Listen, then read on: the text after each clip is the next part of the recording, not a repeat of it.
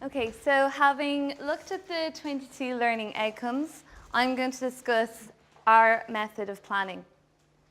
So at first, it's quite a daunting task when you see them there all together. So we tried to put ourselves into the shoes of an English department and see what the best approach is for achieving the learning outcomes, all 22 of them together.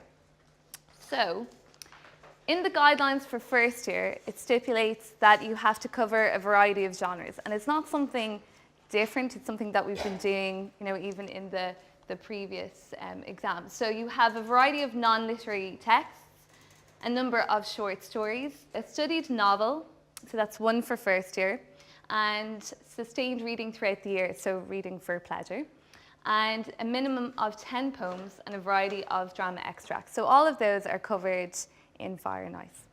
So in our approach, we have divided our book into 9 collections, and each collection is based on a theme. In our first year plan, I'm going to explain the way we approached it and the rationale behind it.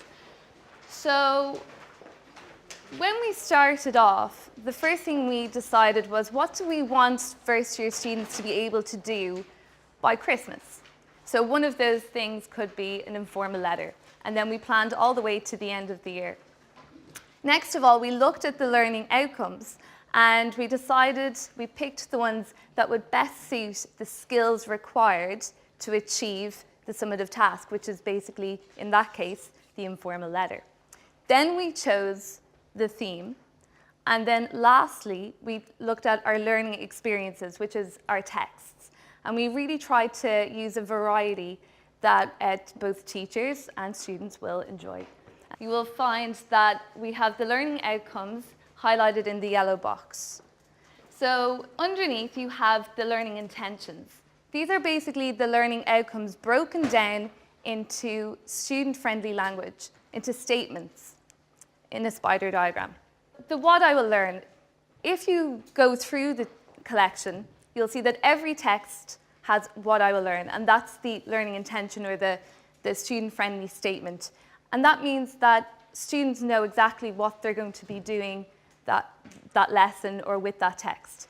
This also means, it's a good tick the box for the inspectorate, because we are, as teachers, we're to share our learning intentions with our class every day. So I know I have it up on the board and I write my 3 learning intentions for the day.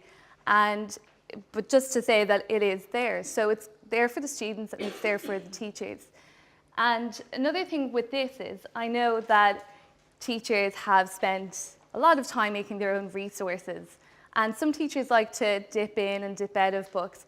And actually you can do that with this book, because you know exactly what you need to cover in order to build up to the summative task at the end. So at the end of that collection, you will see that the collection has built up to an oral and written summative task. And there is a success criteria there provided with it. So in the success criteria, you have it broken down into I must, I could, I should. And I know a lot of people use that in class anyway. But it's all there for the students at the end. So again, having met with the inspectorate, this is definitely one of the things that I have taken away that I have felt that has worked with my own teaching over the last year and a half when I've been implementing this in the classroom.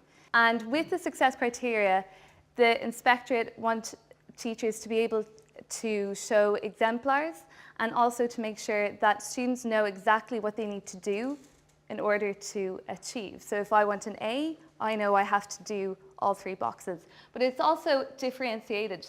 So for those who feel that they can only do the I must, at least they're, that they can achieve with that, and then it builds up. So it's good for that as well. In this as well, you have self-assessment or peer assessment depending on the collection. So great in terms of AFL strategies. And you also have reflection questions, which is encouraged and specified in the guidelines as well.